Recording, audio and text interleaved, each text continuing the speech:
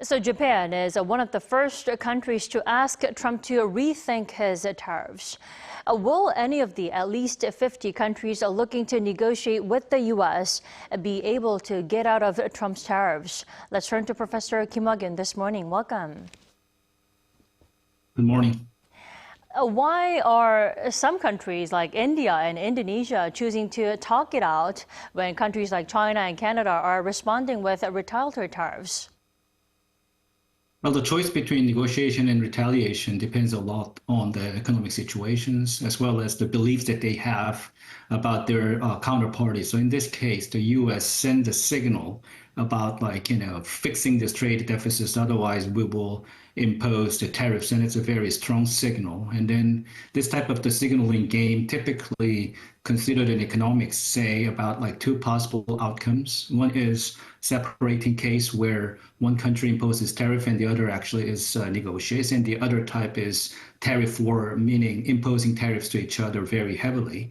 And typically one of the decision factors between these two is probably this length of this type of the war or the period of this retaliation. So in case of China, because of this perennial sort of trade imbalances, they know that it's not going to be a short term, so they're likely to actually into this war, while the other countries think that it's more likely short term and then leading to agreement. So there's a chance that it's going to have more negotiating type of strategy. Trade deficit is a term that we have to, pay our attention to. That is why Trump is so firm on not willing to make a deal with China unless that trade deficit disappears. The question is, how can that be solved using Trump's method then?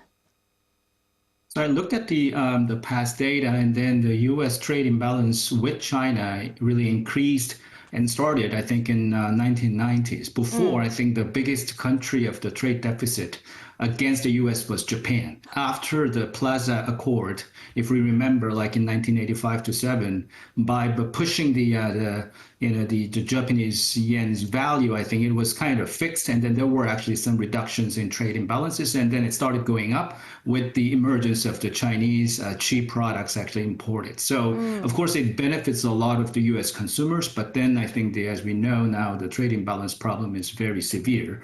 So I guess the tariff actually is going to be kind of something similar to the currency, devaluation or appreciation type of things. Sure. And I think that Trump is looking at really old time, like in 1930s or something, to actually have the kind of some nice effects of the restoring the trade imbalance. I don't know how well it's going to work given this globalization of all the parts inside of any products, but at least I think it's going to have some impact similar to the currency devaluation.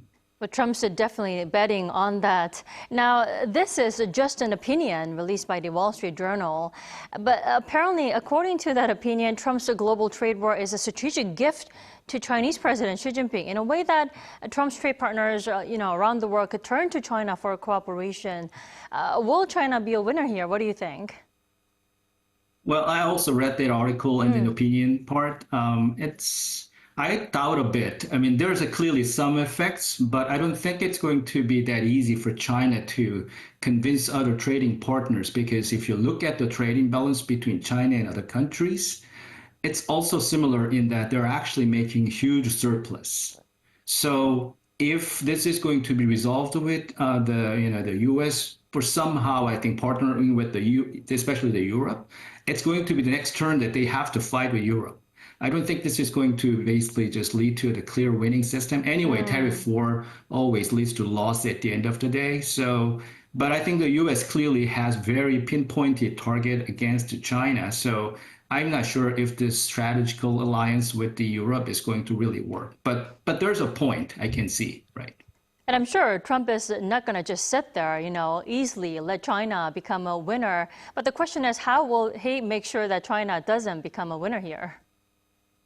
Yeah, so I think, clearly, as you already mentioned in the very beginning, they already started threatening, slapping with another 50%, amounting to 100% or something. I know it's a bit too much, but anyway, so they'll just keep doing this. So I don't know how things will end, but clearly this usually leads to some sudden end sometimes, or it's going to have really big impact, and already like business leaders in the U.S. start making comments about this. So there will be some mediations, but for the time being, it's going to be very unclear. So clearly there will be some types of the tariffs or regulations very heavy against China, and China is going to have some negative impacts because at the end of the day, yes, China is somewhat sustainable, but if we look at their growth patterns, it's been very driven by exports. So Right. without the exports, they're not going to grow, unlike the other cases like US. So I don't think it's going to be a very positive case for China. For the time being, they may have some silver lining though.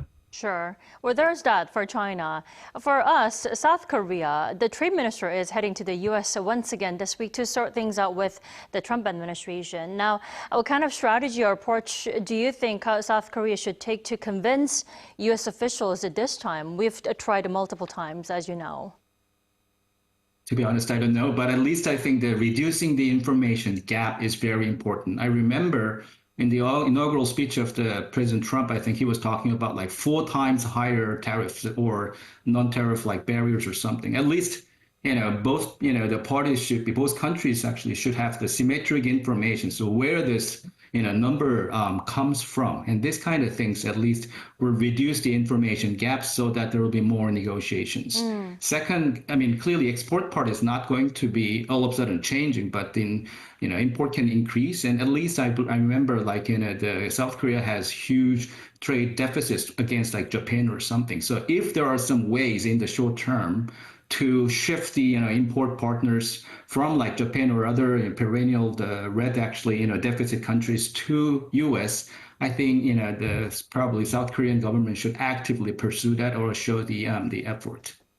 All right, Professor Kim, thank you so much for connecting with us this morning. You enjoy your evening there. Thank you.